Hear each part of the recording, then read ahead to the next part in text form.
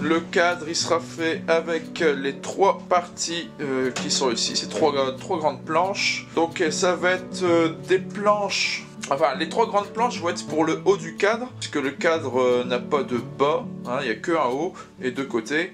Donc le haut ça va faire 1910 de long sur 20, enfin sur 200 de large, avec une coupe à 45 à chaque extrémité. À chaque extrémité donc va venir les côtés du cadre qui vont être faits avec ces planches là, qui elles font 850, enfin une fois fini feront 850 sur 200 de large, donc aussi avec une coupe à anglais à 45 sur le haut uniquement, pour venir donc se fixer avec la planche du haut. Pour l'assemblage donc entre le haut et les deux côtés, je vais innover, enfin innover pour moi, hein, c'est pour tout menuisier c'est courant, mais pour moi je vais innover, c'est-à-dire que je vais faire un assemblage tenon-mortaise. Alors tenon-mortaise j'en ai déjà fait des droits, mais sur des coupes à 45 je n'ai jamais fait, donc j'ai pas pour une première j'ai pas les faire à la main. J'ai pas un outillage exceptionnel en outillage à main pour le faire facilement et proprement, d'autant plus que j'ai jamais fait et j'ai pas envie trop de me casser la tête pour l'instant. J'ai envie, je vais m'aider par exemple de l'acier anglais, bon il y aura quand même l'utilité de l'acier à main et des ciseaux à bois, mais je crois que je vais faire le plus gros à l'électroportatif, peut-être aussi à la défonceuse, je sais pas, ça sera en tout cas à l'électroportatif. Donc voilà, on se retrouve donc dans un petit instant, le temps de poser la caméra pour la mise à longueur donc des grandes planches ainsi que des petites. Donc je vous rappelle, 1910 pour les grandes, 850 pour les petites. On se retrouve tout de suite.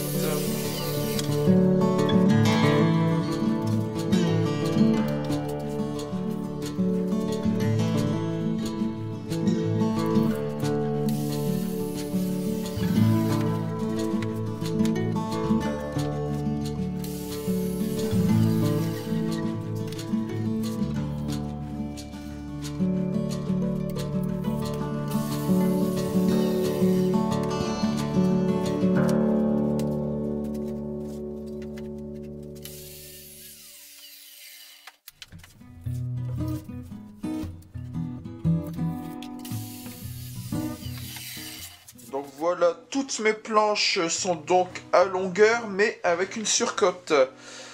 Par exemple, les grandes au lieu de 1910, je suis à 2000. Les grandes au lieu de 850, je suis à 900. La mise à longueur sera faite au moment de la coupe en onglet à 45. Là tout de suite, donc je vais faire assembler les planches pour obtenir des planches plus larges, quoi. Donc on va faire ça avec la lamelleuse, hein, faire un lamellé-collé. Et une fois les sortes de plateaux, les planches plus larges faites, on passera à la mise en largeur, puis au rabotage pour arriver à une épaisseur de 20 mm. Petite correction, avant de faire le lamellage, je vais passer à la dégo un champ sur chaque planche afin que il soit bien jointif pour faire le collage. Donc voilà, donc j'ai passé un champ sur chacune de mes planches à la dégo, c'est parti.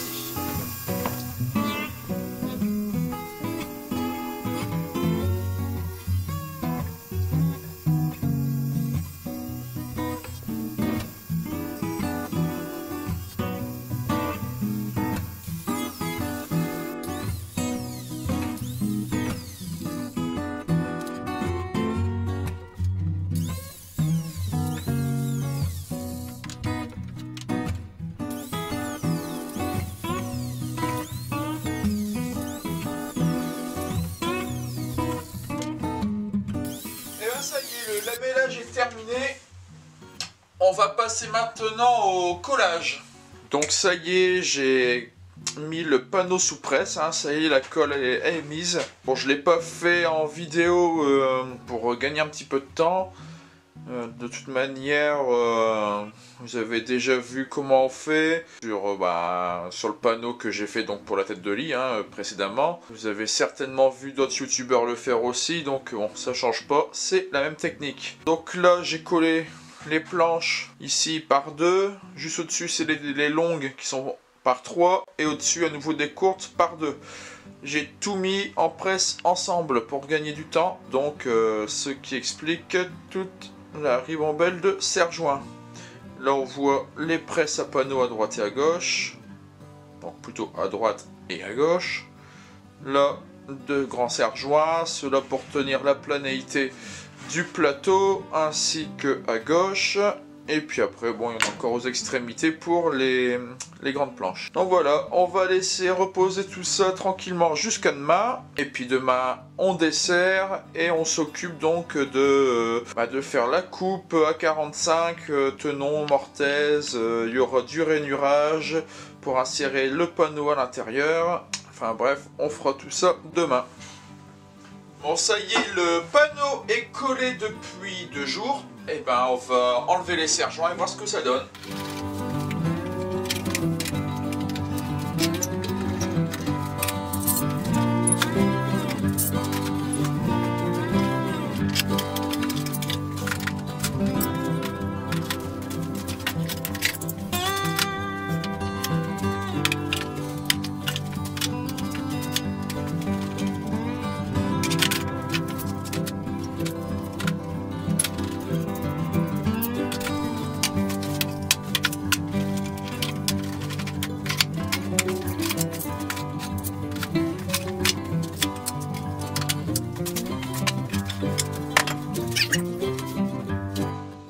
Première planche nickel, la grande planche nickel, et la dernière.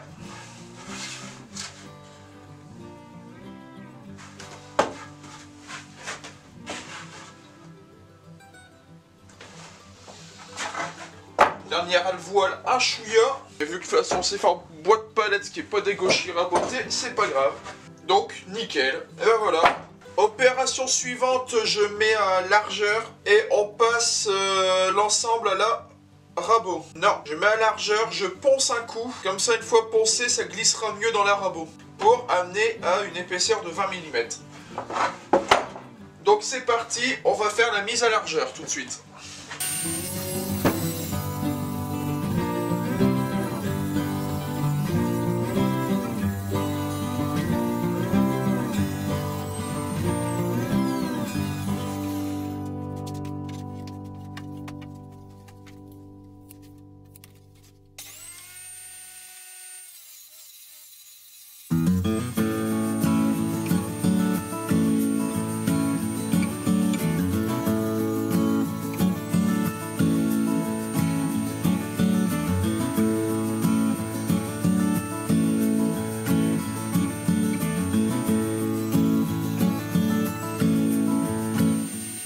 Donc voilà, c'est coupé donc à une largeur de 200.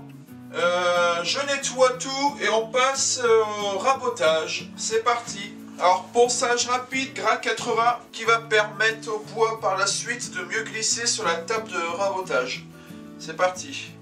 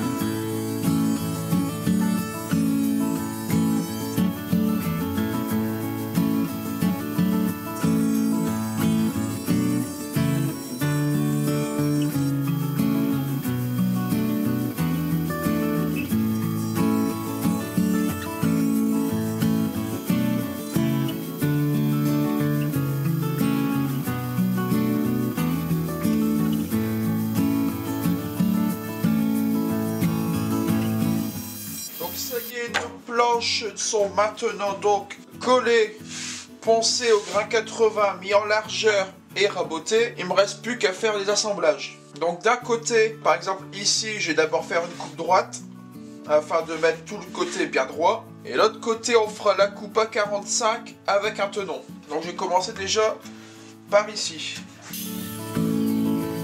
Alors ici, ça va être la coupe avec le tenon. Donc je veux une longueur de 850.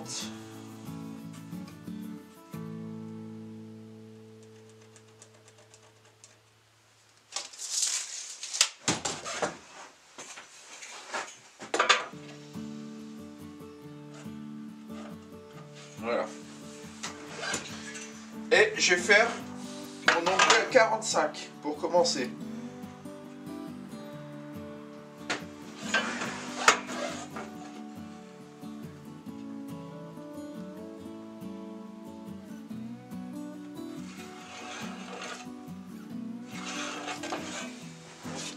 Voilà.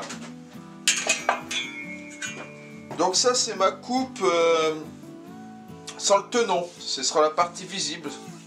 Maintenant on va faire le tenon. Donc le tenon fera 30 mm. Donc je rajoute 30 mm.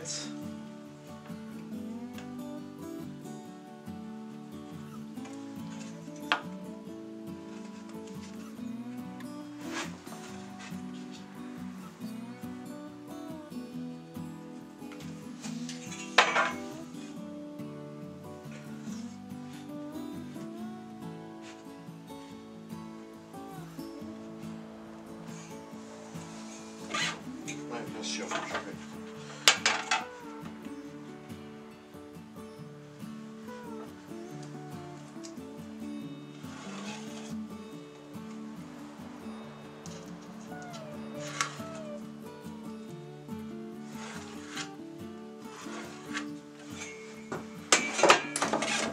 Voilà, ma coupe 30 mm est faite.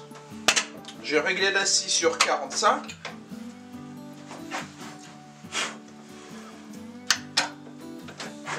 Voilà.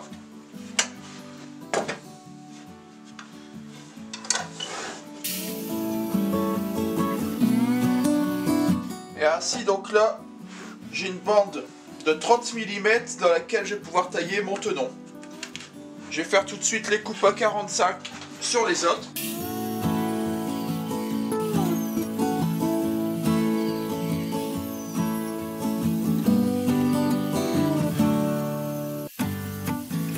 Ça y est, on va passer enfin à la coupe du tenon. Donc la lame, enfin la scie est réglée sur une profondeur de coupe de 4 mm. Donc 4 mm de chaque côté, vu que ma planche fait 20, il me restera un tenon de 12 mm. Alors pourquoi 12? Parce que pour faire ma mortaise, j'aurai le choix entre soit la mortaiseuse, soit la défonceuse. La mortaiseuse, j'ai une mèche de 8 et de 12. Et la défonceuse, c'est pareil, j'ai une mèche de 12 aussi. Donc ça sera un tenon de 12 mm. Pour faire donc le travail en répétition en moitié, sur deux planches, c'est-à-dire que sur cette planche-là, je viens la mettre ici contre la cale, je fais tout le tenon ici, de ce côté-là. Je prends l'autre planche, je fais pareil. Et ensuite, il faudra que je refasse ma cale pour pouvoir faire de l'autre côté. Voilà. Mais déjà, de cette façon-là, je vais pouvoir faire un côté sur chacune des planches. Et puis voilà, donc tout est réglé, il n'y a plus qu'à couper. C'est parti.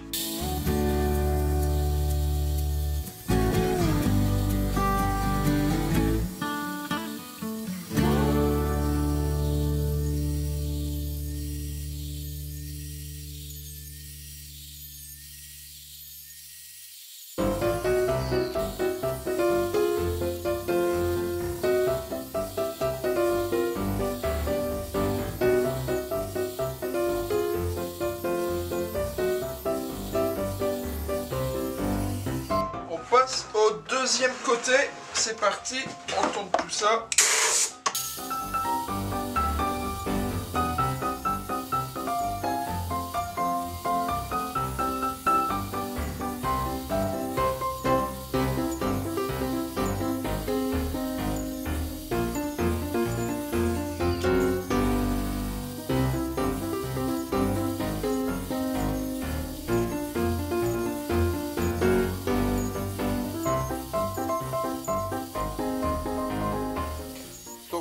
la première partie des tenons est finie.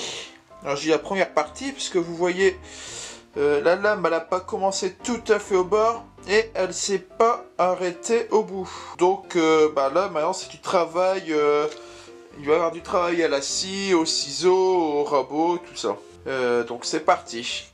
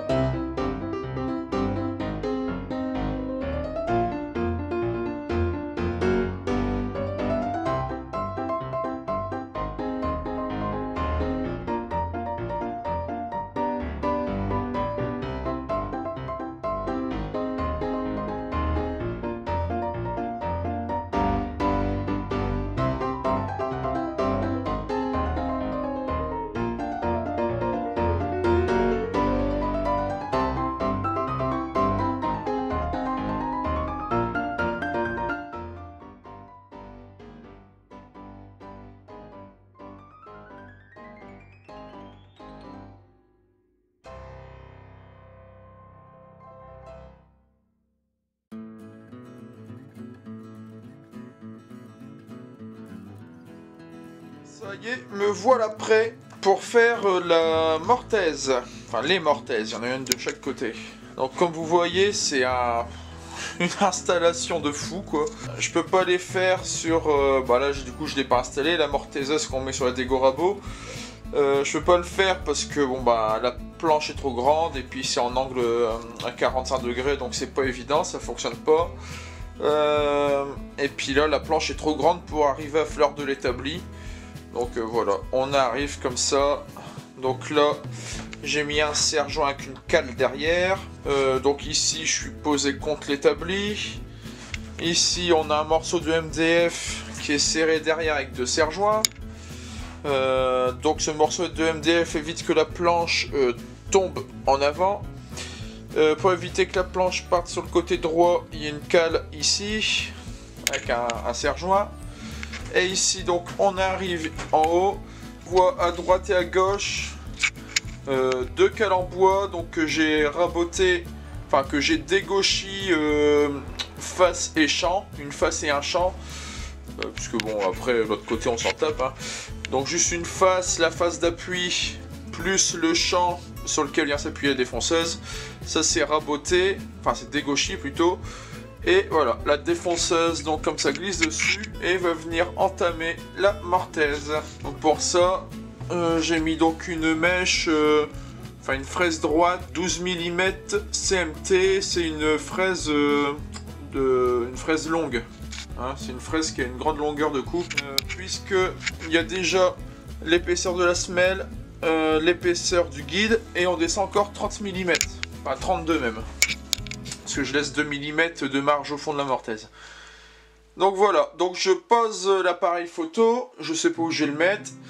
Quant à moi, je sais pas où je vais me mettre non plus, je pense que je vais monter sur l'établi, j'en sais rien. Je vais chercher un petit peu comment je vais me positionner, et puis voilà, je vous reprends donc en vidéo aussitôt.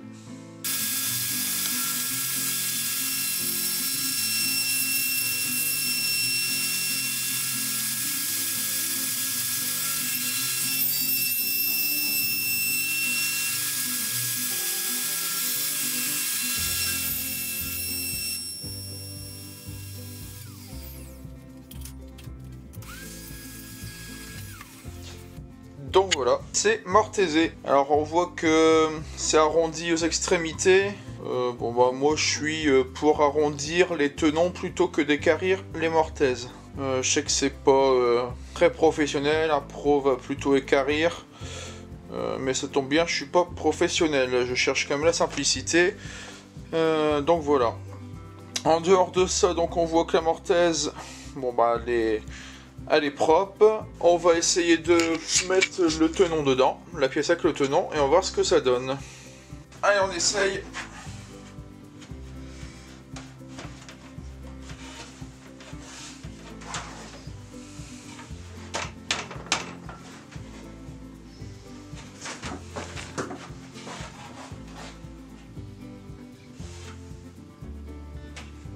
Bah écoutez, ma foi, ça a l'air d'être sympa. Ça m'a l'air d'être sympathique.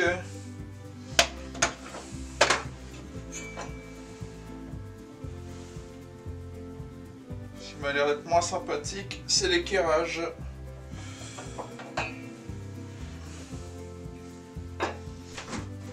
Bon, ça sera à revoir. Alors pourquoi l'équerrage n'est pas bon? Ça c'est quand je l'ai fait à la scie à onglet, ça. Bon, je vais essayer de corriger. Je vais faire tout de suite la deuxième... Non. Je vais faire quoi? Je vais essayer tout de suite de corriger le problème sur les deux côtés. Et une fois que j'aurai corrigé le problème, je ferai la deuxième mortaise. On va faire ça. Je vais essayer de chercher le problème où est-ce qu'il vient. Oh, ça y est, le problème est corrigé. On a retrouvé l'équerrage. Alors, mon problème, c'était quoi? J'avais pris mon équerre Stanley pour faire mes coupes à 45 là-bas. Donc on va faire ici, là c'est droit. J'ai fait comme ça, mis là avec l'angle.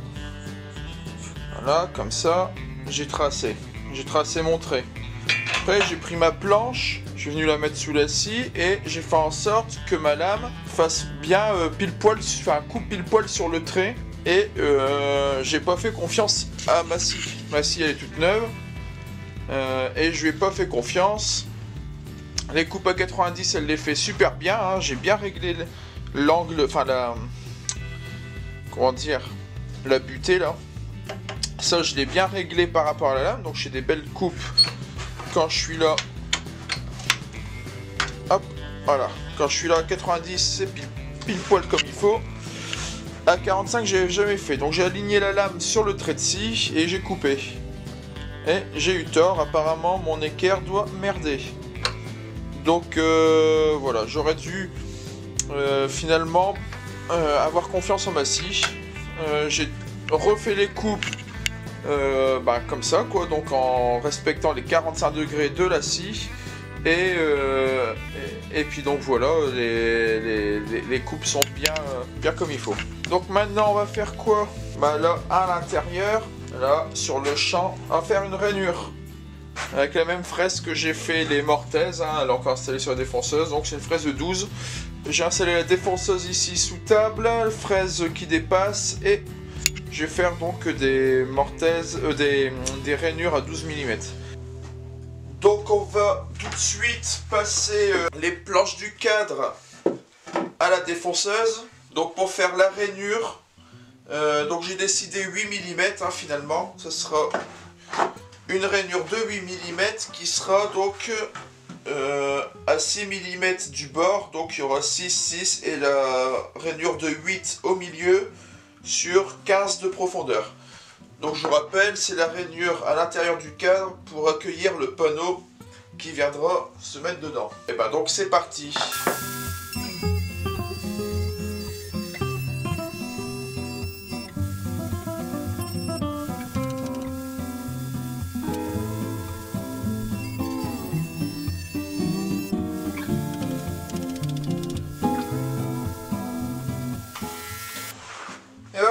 C'est parfait, on va faire maintenant les feuillures sur le panneau. Donc avant de faire ma feuillure sur chaque côté de mon panneau, je vais faire rapidement une petite mise à longueur parce que les planches sont un petit peu décalées l'une par rapport à l'autre. Donc je vais faire ça, une coupe bien droite et après on passera au feuillurage. Et voilà, maintenant on passe donc au feuillurage sur chaque face, à droite, à gauche et en haut, le bas il n'y en aura pas. Une feuillure qui fasse 6 mm de profondeur sur 15 de large. Et pour faire ça, donc je vais faire la défonceuse avec le guide parallèle.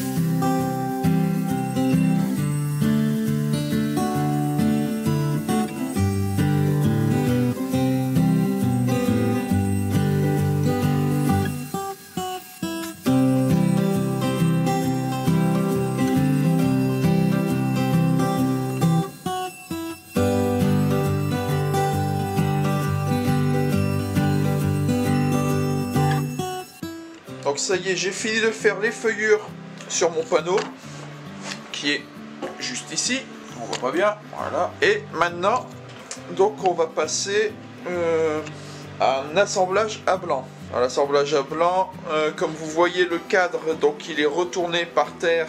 Pour l'instant il est fixé avec une sangle, la sangle bleue qu'on voit, puisque je ne l'ai pas encore collé, là c'est vraiment du à blanc. Et on va essayer donc de glisser le panneau dans la rainure qui est dans le cadre.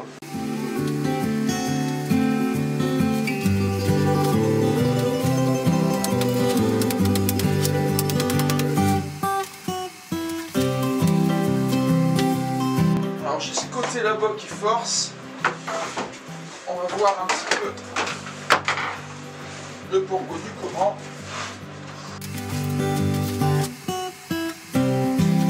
J'ai pas fait ma feuillure assez profonde. Du coup j'ai ma languette qui est un chouïa trop épaisse.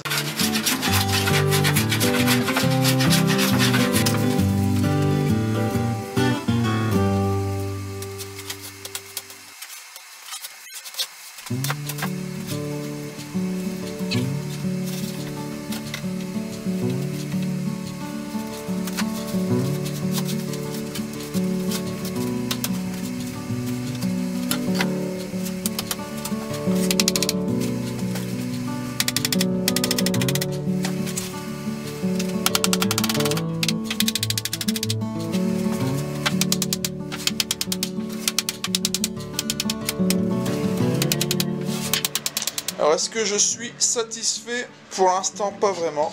Le panneau en bas est rentré à fond. On voit là que le panneau n'est pas à fond ici, alors qu'en bas il l'est. Idem ici. Alors c'est peut-être le panneau qu'il faudra juste recouper. Si c'est que ça, c'est pas grave. Ici, donc on voit que le panneau est bien mis à fond. Et ici, donc on voit bien que la jonction, là, il y a un jour. Là, il y a un jour, ça me plaît pas tant que ça. Et là-bas, on est parfait. Donc voilà, donc là, je vais recouper le panneau. Je vais retravailler un petit peu les rainures, faire les feuillures pour les languettes. Je vais les retravailler un petit peu pour que ça rentre un chouïa plus facilement. Et peut-être que là, cet espace-là, bah non, j'allais dire en mettant un serre-joint et en compressant, mais non, puisque le panneau ne sera pas collé dans le cadre. Donc, je pense que ça restera comme ça. J'ai peut-être pas trop de choix, je sais pas, je verrai bien, mais mon avis que ça restera comme ça. Donc j'ai juste pour l'instant c'est recouper le haut et puis retravailler les languettes. Voilà, on va déjà faire ça. Et après on verra pour passer donc au collage de chaque côté. Donc ça y est, j'ai recoupé le dessus ici. Enfin le dessus qui sera le dessous une fois mis sur la tête de lit, hein. Donc ici c'est recoupé. J'ai retravaillé légèrement les feuillures pour que les languettes soient un peu plus fines. Donc je les ai reprises de peut-être 1 mm, pas plus. Et donc là je fais l'essai et ça fonctionne. Ici, donc le jour qui est ici, donc je ne pourrais pas rattraper, hein, puisque ce n'est pas collé. Je ne pourrais pas forcer avec les serre-joints pour dire de les maintenir pendant le collage, puisque c'est pas collé, c'est le panneau qui se glisse dans un cadre, donc c'est pas collé. Et du coup ce jour-là qui reste visible, pour qu'il soit un petit peu moins, comme on voit ici que le bois est brûlé, et ben j'ai brûlé aussi la languette, comme ça choque un petit peu moins. Je pense que le problème, pourquoi il y a eu ça, c'est que quand j'ai collé donc toutes les planches là du panneau, je les ai collées l'une dans l'autre, mon panneau a dû faire un petit peu ça. Hein, il n'est pas pile poil droit, il a dû partir un petit peu comme ça, ce qui fait qu'il est légèrement arrondi et ça fait ça. Bon, c'est pas grave, après c'est l'esthétique, hein, avec le bois de palette, rien n'est précis, il y a des jours et des creux, bon bah, on fait avec. Donc maintenant on va passer à l'étape de collage. Donc là c'est un montage à blanc, la sangle est tendue comme un string. On va passer à l'étape de collage. Donc je vais mettre la colle sur le cadre, je vais insérer mon panneau dedans et je vais mettre une latte en bois qui sera vissée derrière entre les deux pieds et le panneau pour maintenir tout l'ensemble serré. Donc c'est parti, on passe au collage.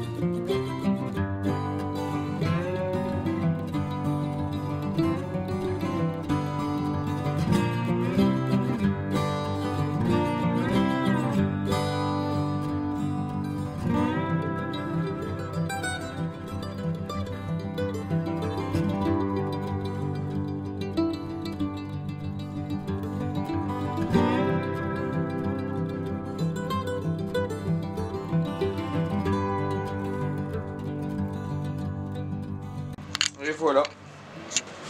Mon panneau est collé. J'ai mis derrière donc une latte tout du long. Donc elle est vissée 2 fois dans le cadre, 2 fois dans le panneau. On voit bien l'assemblage, rainure languette ici. Donc voilà, on va laisser ça sécher et on va passer à l'étape supérieure, l'étape suivante qui est de faire le plateau supérieur.